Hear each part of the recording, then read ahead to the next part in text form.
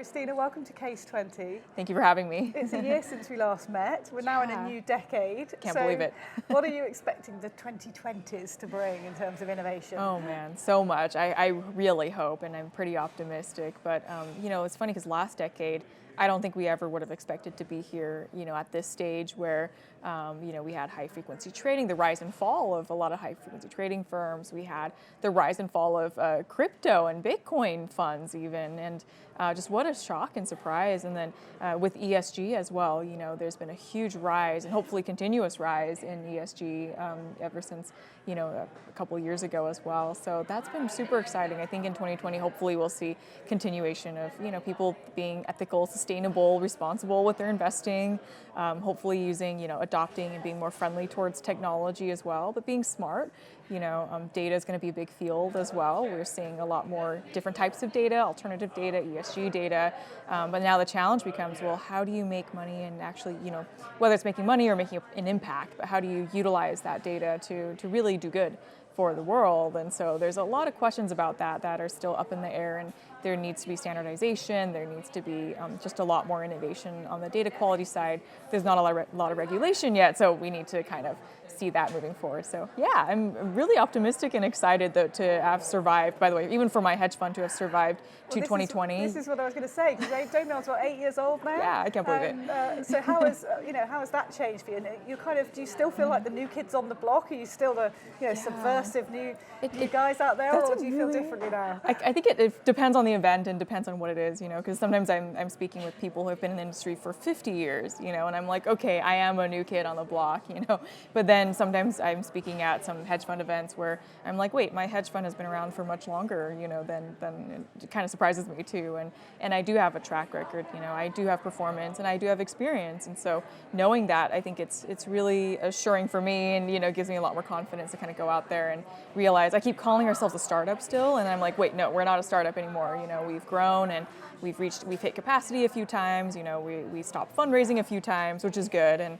have gotten to a stage of maturity for ourselves and our team. So yeah. And you now have a wealth of experience in terms of utilizing data and those new technologies. Do you find other people coming to you now because they have seen the light, if you like, and they want to be part of that, and how crucial it will be going forward? Right. So, we actually recently started a data business separate from the fund, where we've been helping other larger firms, usually asset managers, to unify all their data vendors into one dashboard.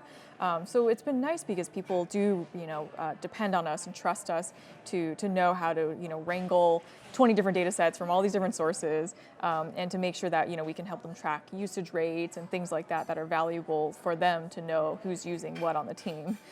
So yeah, absolutely. You touched on it in your previous answer, but can data also be the key to the improvement in terms of ESG? Because if the measures are there, then you can start to prove this is a good thing to do in terms of the bottom line. How impactful do you think that can be in terms of the responsible investing that this conference is talking about a lot? Yeah, it's becoming more and more, because there's so much data now. We're getting a lot more results, which is good. And what we're seeing is really interesting, because there has been, when ESG first came around, I think there's been a lot of contention, a lot of concern. If you're looking at a smaller data set of companies out there that are, responsible, that meet your ESG criteria, of course you're going to have lower returns, right?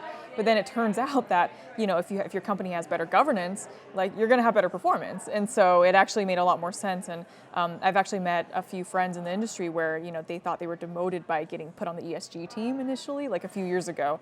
And now ESG is the top performing part of these multi-asset funds, which is amazing to see as well. So we're seeing a lot of, even the data and the numbers show now that ESG can perform really well, even in quant, which is really encouraging to see.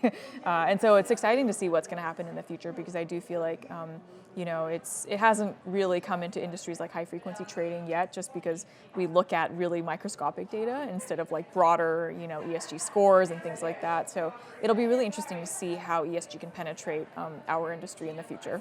And would you like to see that shift as well? Because arguably this industry, who make the money work and make the world go round with that money can have a true impact in terms of that responsible investing and ESG too. Right. You know, it's not just you should because of the bottom line, but you should for purpose. Is that something that you think you'll see and believe in? Yeah, and also, you know, for many reasons, I think the world is changing. You know, we need to make sure that we're sustainable in everything we do, no matter what industry it is, and we start to feel the impact of it when you're trading and investing in industries that, you know, are harming the environment or don't have a diverse board, and you're supporting them in a way. And it's a tough question though, because it's almost like an ethical, moral question of like, where do you draw the line? And I ask that question actually a lot. Even I've been on entrepreneurship panels where we talk about, like, as a founder, if for a startup, and let's say you're raising money and you discover this investor you talk to, he has Jeffrey Epstein money in his firm, or he has maybe he was arrested, he or she was arrested for a climate protest, protested for climate change, right? And so it's like, well, where do you draw if they have a criminal record for whatever reason, where do you draw the line?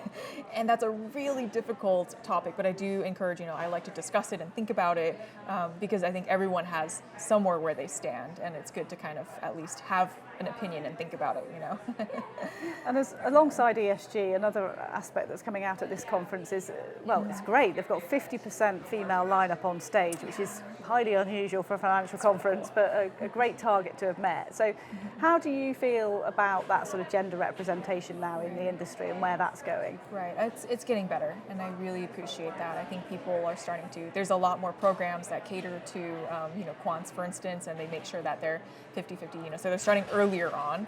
Back then, when there were no quant programs, you tend to hire these guys who are, much older, and so it was a lot more old school. But nowadays, the programs and the way that people are educated, they're encouraged to study quantitative fields. Women, are a lot more encouraged now, which is great. And also having role models is, for me at least, was really important. Now, there's a lot of women, even in this room and in this conference, who I look up to, and I can be like, wow, if she can do it, hopefully I can too. But you're that role model yourself now, surely. I hope so.